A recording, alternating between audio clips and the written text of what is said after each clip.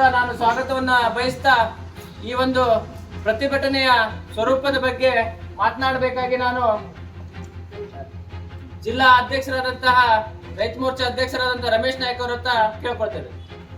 ನಾನು ಸ್ವಾಗತವನ್ನು ಬಯಸ್ತಾ ಅದೇ ರೀತಿ ಜಿಲ್ಲಾ ಪ್ರಧಾನ ಕಾರ್ಯದರ್ಶಿ ಆದಂತಹ ಗುರುಪ್ರಸಾದ್ ಹೆಗಡೆ, ಸಿರ್ಸಿ ನಗರ ಮಂಡಲ ಅಧ್ಯಕ್ಷರಾದಂತಹ ಆನಂದ್ ಸಾಲೇರ್, ಗ್ರಾಮೀಣ ಅಧ್ಯಕ್ಷರಾದಂತಹ ಉಷಾ ಹೆಗಡೆ ಹಾಗೂ ಎಲ್ಲಾ ಮೋರ್ಚಾಗಳ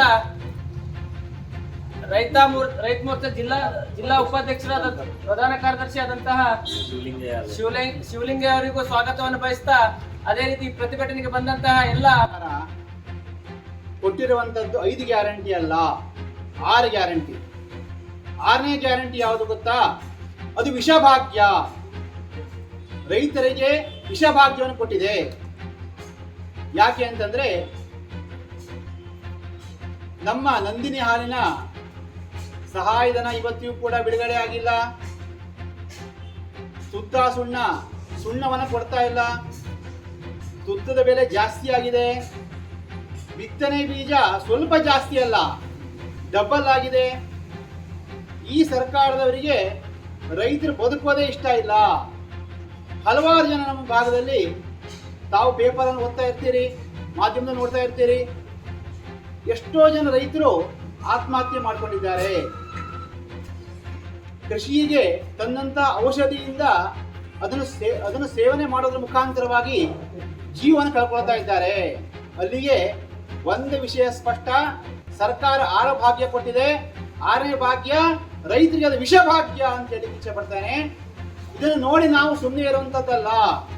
ಬಿಜೆಪಿಯವರು ಯಾವತ್ತೂ ಕೂಡ ಸನ್ಮಾನ್ಯ ಯಡಿಯೂರಪ್ಪನವರು ನರೇಂದ್ರ ಮೋದಿ ಅವರು ಕೊಟ್ಟಂತ 6,000 ರೂಪಾಯಿಗೆ 4,000 ರೂಪಾಯಿನ ಸೇರಿಸಿಕೊಟ್ಟು ರೈತರಿಗೆ ಹಲವಾರು ಯೋಜನೆಗಳನ್ನು ಕೊಟ್ಟು ರೈತರು ಚೆನ್ನಾಗಿರ್ಲಿ ಅಂತ ಹೇಳಿ ಆಲೋಚನೆ ಮಾಡಿದಂತಹ ರೈತ ನಾಯಕ ಯಡಿಯೂರಪ್ಪನ ಪಕ್ಷ ಇದು. ಆದ್ರಿಂದ ನಾವು ಯಾವ ಕಾರಣಕ್ಕೂ ಇದನ್ನೆಲ್ಲ ನೋಡಿ ಸುಮ್ಮನೆ ಇರುವಂತದ್ದಲ್ಲ, ಉಗ್ರವಾದಂತಹ ಹೋರಾಟವನ್ನು ಮಾಡ್ತೇವೆ.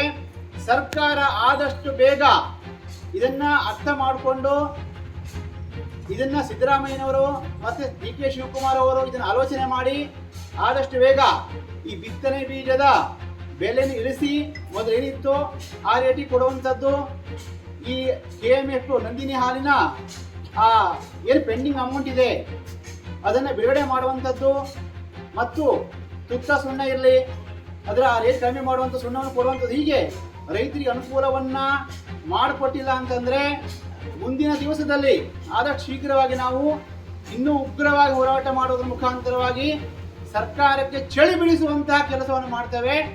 ಇದು ಸರ್ಕಾರಕ್ಕೆ ನಮ್ಮ ಪಕ್ಷ ಕೊಡ್ತಾ ಇರುವಂತಹ ಎಚ್ಚರಿಕೆ ಅಂತ ಹೇಳಿ ಇಚ್ಛೆ ಪಡ್ತೇನೆ. ಜೈ ಹಿಂದ್, ಜೈ ಕರ್ನಾಟಕ. ಮಾಧ್ಯಮದವರು ಇದ್ದಾರಲ್ಲ, ಬರ್ಲಿಲ್ವಾ ರೈತರಿಗೆ?